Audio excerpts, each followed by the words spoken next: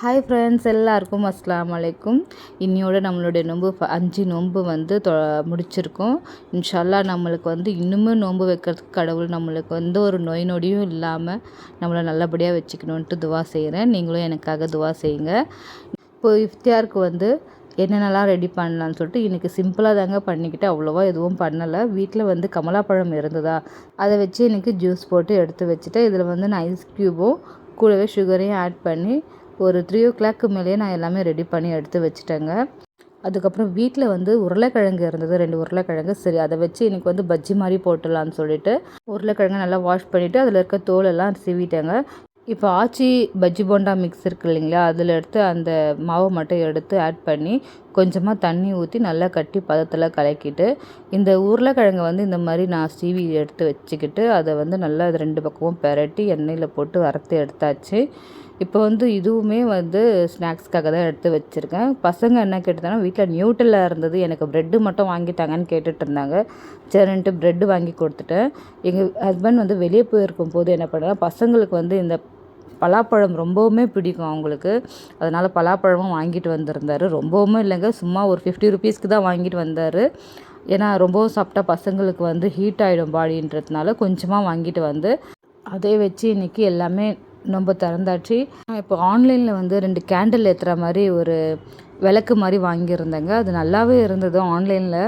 அது எனக்கு ரொம்பவுமே பிடிச்சிருந்தது. பார்க்கும்போது மீஷோவில் தான் எடுத்தேன். சரி, அதுக்கு வந்து கேண்டில் வாங்கிட்டு வந்து கொடுத்துருந்தாங்க. அதை ஏற்றி பார்த்தேன், சூப்பராகவே இருந்தது. ப்ளூவை விட ரெட்டு சூப்பராக இருந்தது.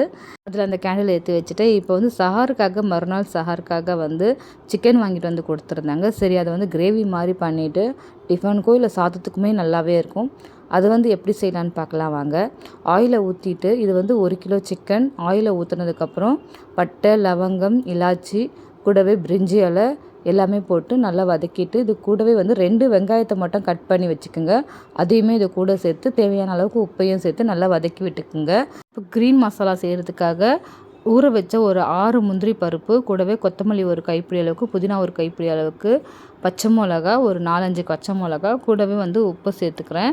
இதில் வந்து 2 தேங்காய் பதியமும் கூட சேர்த்து நல்லா நைஸாக அரைச்சி எடுத்து வச்சுக்கலாம். இப்போ வந்து இஞ்சி பூண்டு பேஸ்ட்டு போட்டு நம்ம இந்த சிக்கனையும் போட்டு நல்லா பெரட்டி எடுத்து வச்சுக்கலாம்.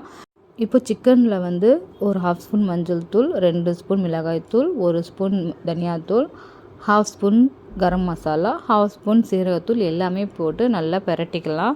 இப்போ வந்து நம்ம அரைச்சி வச்சுருக்க மசாலாவில் வந்து இப்போ தயிரையும் 1 கப்பு தயிரை ஆட் பண்ணி வச்சுக்கலாம். இப்போ அரைச்ச மசாலாலாம் இந்த சிக்கனில் சேர்த்து நல்லா கலக்கி விட்டுக்குங்க. இதில் தண்ணி நீங்கள் ரொம்ப ஊற்றவே வேணாம். இப்போ இந்த மசாலாவுடைய அந்த கிரேவினஸ் அப்புறம் வந்து அந்த சிக்கனில் இருக்கிற தண்ணியவே நம்மளுக்கு போதும், கிரேவி பதத்துக்கு வந்துடும். இப்போ கடைசியாக வந்து நம்ம அந்த மிக்ஸி ஜாரை அரைச்சி இல்லையா, அதை மட்டும் கழுவி அந்த தண்ணியை மட்டும் கொஞ்சமாக ஊற்றிக்கிட்டு உப்பெல்லாம் கரெக்டாக இருக்கான்னு செக் பண்ணி பார்த்துட்டு கொஞ்சம் நேரம் மூடி வச்சுடுங்க. நல்லா சிக்கன் வந்ததுக்கப்புறம் லாஸ்ட்டாக நம்ம வந்து பெப்பர் பவுட்ரு 1 ஸ்பூன், கூடவே வந்து கஸ்தூரி மேத்தியும் நல்லா பொடி பண்ணி போட்டுக்கலாம். இது வந்து ஃப்ளேவர் சூப்பராகவே இருக்கும், கலரும் சேஞ்ச் ஆகிருக்கும். சூப்பராகவே இருந்ததுங்க கிரேவி. நீங்களும் ட்ரை பண்ணி பாருங்கள். இது சாதத்துக்கு கூடவே வந்து டிஃபனுக்கு, இட்லி, தோசை, அப்புறம் சப்பாத்திக்கு எல்லாமே சூப்பராக இருக்கும்.